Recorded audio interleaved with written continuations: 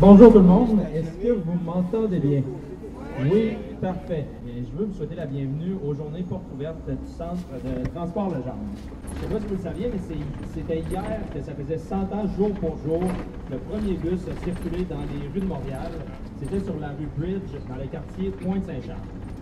Je vais vous donner tout de suite les consignes de sécurité. Ce qui est super important, c'est qu'aujourd'hui, le centre de transport il est en pleine action. Mais c'est important de respecter les couloirs qui ont été établis à l'aide de cortège. Donc, c'est tout.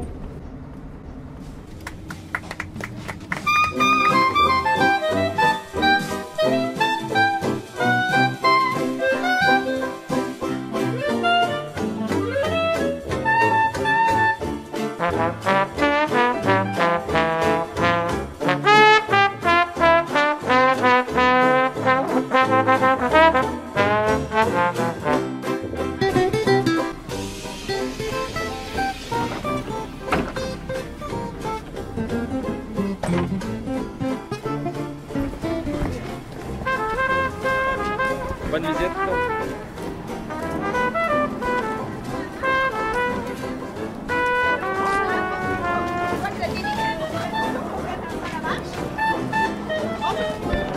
Merci d'être là. Hein? Faites attention à la marche, puis ça, c'est une belle visite.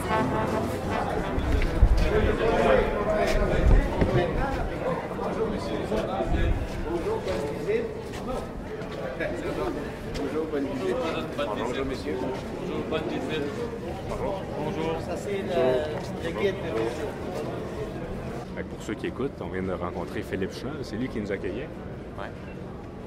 C'est le fun de vous voir. On vous attendait. On avait hâte que vous arriviez. Votre visite va commencer ici, dans l'atelier de pneus. Je ne sais pas si vous saviez, c'est le seul atelier de pneus qu'on a, non seulement à la STM, dans l'ensemble de notre réseau, mais également dans toutes les sociétés de transport au Québec. C'est le seul atelier comme celui-ci où est-ce qu'on est capable de faire des tâches qui sont quand même assez impressionnantes. Comme par exemple, on peut faire du échappage de pneus. Donc quand on a un pneu qui est trop usé, on sort du réseau. Si la structure du pneu est encore bonne, on est capable de lui apposer une nouvelle semelle. Atelier de pneus de la STM. Pas les semelles de vos souliers, là. Mais à vos pieds, ici, il y a un rouleau de semelles que vous pouvez voir. On est capable de coller une nouvelle semelle sur nos pneus et leur donner une deuxième vie, parfois même une troisième vie. Tout ce que vous avez voulu savoir, madame, sur les pneus, c'est le moment, c'est maintenant. Vous pouvez poser toutes les questions, tout ce que vous avez voulu savoir. C'est maintenant que ça se passe. J'espère que vous allez apprécier, j'espère que vous allez passer un bon moment avec nous. Je vous remercie encore d'être venu nous voir. C'est avec grand plaisir qu'on vous accueille. Je vous souhaite une très, très belle visite. À bientôt. D'ailleurs, là, ce serait peut-être important d'introduire le podcast. Oui, bienvenue à l'épisode, tu te rappelles-tu du numéro seulement? L'épisode 25. L'épisode 25, on a aussi avec nous un invité spécial qui est de Montréal, une chaîne YouTube qui parle de Montréal. Et on visite le centre de transport Legendre. Est-ce qu'il y a un épisode sur Tétroville dans votre chaîne YouTube? Ah, il faut que j'aille écouter ça.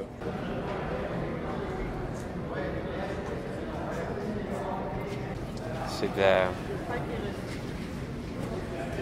chewing-gum.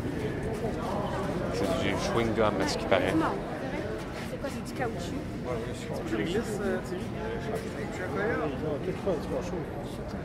C'est très, très intéressant. Est-ce qu'on a le droit de boire un petit peu d'eau ou... c'est vrai, c'est derrière la corde, on n'a pas le droit. OK.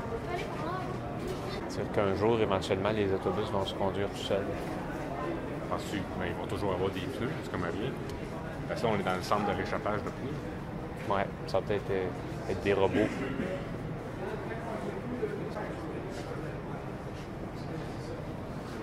Ouais. Bonjour, Luc Tremblay, directeur général de la STM, ça me fait plaisir. Bonjour. Juste par la droite, vous allez voir tous nos autobus. Merci. Bonne visite. Donc là, Renaud me prend en photo avec un autobus accordéon. Et tu connais-tu ces autobus-là un peu? Vous les connaissez? Moi, j'ai embarqué souvent dans les nouveaux bus là, que quand tu arrives à l'arrêt, tout le moteur est éteint. Fait que c'est bien moins bruyant. Puis, mais ça, par contre, le problème avec ces autobus-là, c'est qu'il y a beaucoup moins de pitons pour demander un arrêt. OK. Ah ben oui. Mais qui arrête moins souvent, j'imagine. je sais pas. Mais tu tu peux recharger, tu as des prises USB. Moi, j'aimerais ça. Quand je vois ces petites voitures-là, c'est ça qui me donne envie de travailler à STM. C'est des espèces de petites affaires, conduire ces petits machins-là. Ça a l'air tellement le fun. Mais maintenant qu'on entre un peu dans la partie historique, je peux parler de Blaise Pascal parce que j'ai préparé une petite chronique sur Blaise Pascal. Parce que c'est lui qui a inventé les autobus. Genre comme Léonard de Vinci, genre il a fait les plans ou... Non, ça avait vraiment fonctionné. C'est que, tu sais, c'était dit à l'époque, au lieu qu'on soit 150 chacun dans un carrosse, pourquoi on n'aurait pas un carrosse qui peut nous transporter 150 en même temps? Ben ouais. Ça, c'est Blaise Pascal qui a pensé à ça. Bon. Il s'agit d'un projet de service à paiement que j'ai conçu en regardant passer les carrosses dans la rue. J'ai établi un trajet à partir du plan de Paris et j'ai fait tous mes calculs. Voici un des carrosses qui doit servir au public. Vous le savez, le roi nous a accordé le privilège de les établir moyennant le prix de 5 sous par personne. Blaise Pascal, Auvergnat, fils d'Étienne Pascal. Ça, il appelait ça le carrosse à 5 sols. C'est lui qui a inventé le transport. C'est Blaise Pascal qui a inventé le transport en commun. Puis c'est un peu pour ça qu'on est ici à regarder les autobus. S'il n'y avait pas eu ça, peut-être que jamais on aurait... Blaise Pascal, il vient de où? Il vient de la France. Ouais. Ça en fait des autobus. C'est les autobus accordéon. Tu as remarqué dans un autobus accordéon, Thierry? Ça me fait penser, moi, les bus accordéon, je me souviens d'une scène dans le film Jurassic Park 2. C'est sûr que ça peut faire peur. Puis à cause de ça, je préfère ne pas prendre le bus accordéon. Il n'y a pas de tyrannosaure. Ouais, mais on sait jamais. On va l'essayer, Thierry. Il faut que tu affrontes tes peurs. Ah, j'y vais. Mais il y a un bouton ici. Fonctionne. Ouais. Mais pourquoi est-ce qu'ils ont enlevé les cordes? Ouais.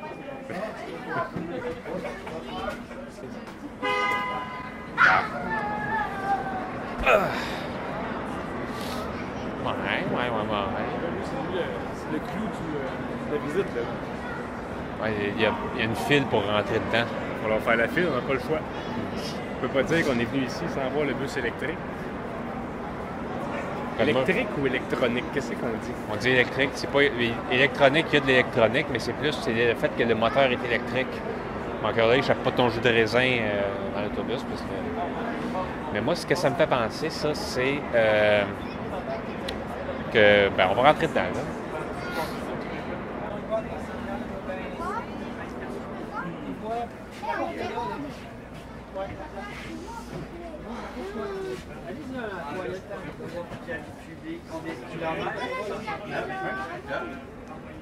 Ça sent le neuf. Ça sent bon. On baisse le chauffage dans ce test-là, puis c'est pas. Donc, on gaspille 20 mois de kilomètres. Ça paraît que ça n'a jamais servi. Ça remonte tout seul. Les sièges intelligents. Ah, on tenez, là, je vais aller voir les vieux autobus. On fait de fort. On a 1800, là, on va monter à 2100 d'après. Et le service, le point de service est autour, il y en a tout le temps qui sont... Fait que la prise pour le charger est où? En arrière, ça par rapport, mais il est en main. C'est marqué à Winnipeg, celui-là. Il y a personne qui peut payer ça.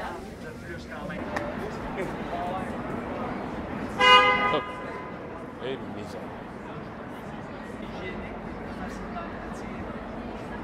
Bon, on a vu le clou du spectacle. On va aller voir ça, je pense que c'est un vieux bus normal. Ça, c'est les meilleures places dans le fond parce que c'est là que le monde qui sont cool s'assoit. Ouais, moi, je suis pas capable de m'asseoir là, Thierry. C'est pas cool. Non, c'est parce que le problème, c'est... En fait, c'est pas si pire quand le bus est plein. Quand le bus est vide, il rebondit pas mal plus. Je sais pas si tu as remarqué. Moi, je viens que j'ai mal au cœur. Mais le problème, c'est que, tu sais, le chauffeur, il dit toujours, quand le bus est plein, avancer en arrière. Ouais. Bon, ben moi, je me retrouve tout le temps en arrière, mais j'ai mal au cœur. Mais j'ai pas le droit de rester en avant, il dit avancer en arrière. Ouais. Je pense que tu ferais mieux de respecter ta faible je devrais dire, pourquoi vous avancez pas en arrière, monsieur? On va vomir. Ouais, non, mais je pense que c'est un bon argument. On va rentrer par la porte. On va faire ça comme ça. 1985, vois-tu, j'aurais pensé les années 30. Donnes-tu une idée à quel point ça va vite? Maintenant, tu sais, s'il y avait vu les autobus du futur qu'on a aujourd'hui dans les années 30, là, il y en aurait jumpé au plafond.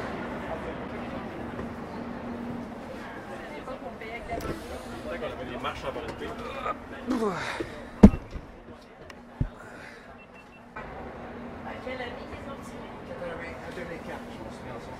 En 2004?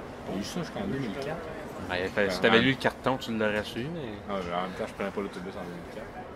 En 2004, je suis jamais venu à Montréal. Non, je suis déjà venu. Ah oui, on venait à Montréal, on venait voir l'ami de Fred, comment il s'appelait, Stéphane? Ah oui, il était à Montréal? On allait voir Stéphane. Tu te souviens pas de ça? L'arrêt, c'est ça? Ouais, c'est ça. Je me souviens d'une fois qu'on était venu voir la crèche vivante. Il y avait aussi une maquette du Titanic dans un centre d'achat quelque part, on est allé voir ça avec ma amie Pépère. Ah oui, c'était ça que Pépère il faisait le tour parce qu'il ne pouvait pas se stationner en double, fait qu'il faisait le tour en attendant qu'on soit prêt. Je me souviens pas de ce détail-là, mais c'est peut-être ça. Ben Camille, elle manque tout un podcast, elle manque toute une visite. Ouais. Mais Camille, Mathieu, Julien, Vincent.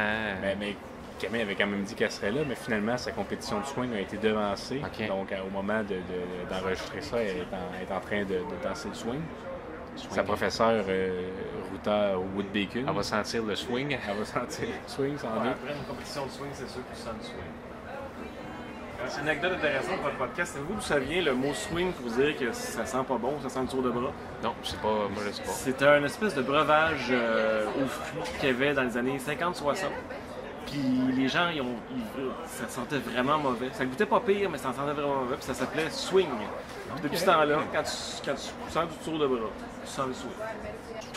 Je sais pas c'est quand la dernière fois que j'avais utilisé l'expression, mais j'utilise souvent. Sentir le swing? Ouais.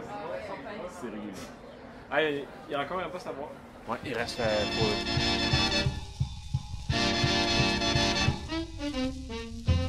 Le 14-008 Boss New Look de General Motors, fabriqué à London, Ontario, qui a été livré à la CTCUM en 1972. Il a été construit en 1972. C'est un bus qui fait partie d'une commande de 100 véhicules livrés en 1972 et 1973. Il s'agit de l'avant-dernière série livrée avec les anciennes couleurs de la CTCUM, soit le brun et le blanc. Après 1974, tous les bus New Look de la commission ont été repeints en bleu et en blanc, incluant le 14-008. Il est vendu à la compagnie Autobus Véro de Granby, puis cédé à la Fondation de l'héritage du transport en commun du Québec, qui lui redonne ses couleurs d'origine. C'est beaucoup d'informations en très peu de temps que je vous ai donné, mais 42 places assises.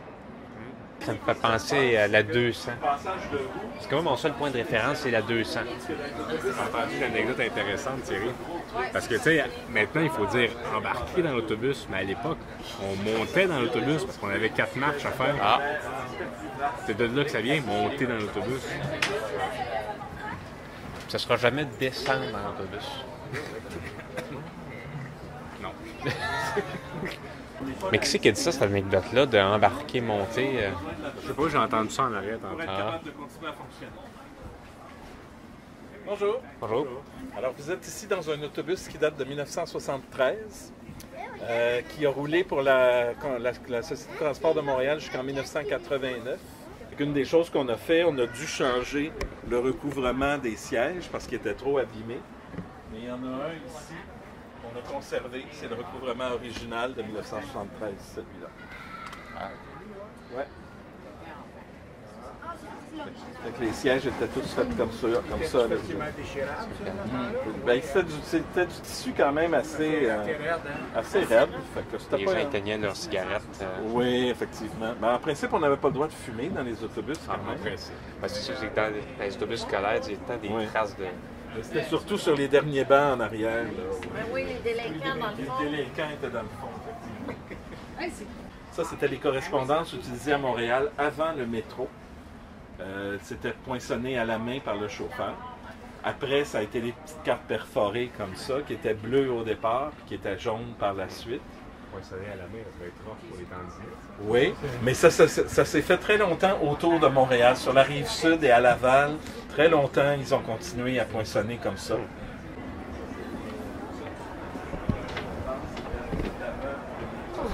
Renaud sort de l'autobus, il va aller me prendre en photo.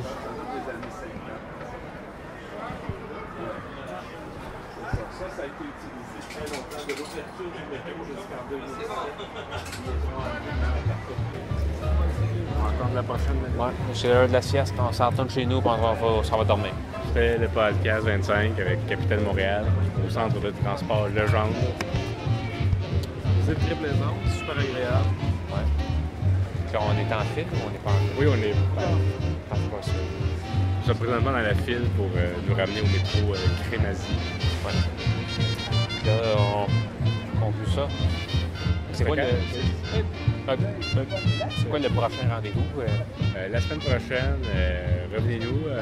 Julien devrait descendre de Québec. Donc, on va en profiter de sa présence. Il va nous parler de rond-point. Ouais, il a déjà dit ça. C'était pour parler de rond-point. Il m'a dit qu'il est allé au musée du rond-point. Puis il a une grosse chronique sur les ronds-points. Il s'est rendu compte qu'il y avait du monde qui écoutait le podcast. Que c'était plus motivant que... Il s'est mis à aimer ça. C'est vu qu'on avait 100 vues par podcast. Ouais. Bon, la semaine prochaine, la gang. Merci beaucoup d'avoir été là. N'oubliez pas de vous abonner à la chaîne YouTube. Et sur Apple. Sur Apple. Non, on n'est pas encore sur Apple.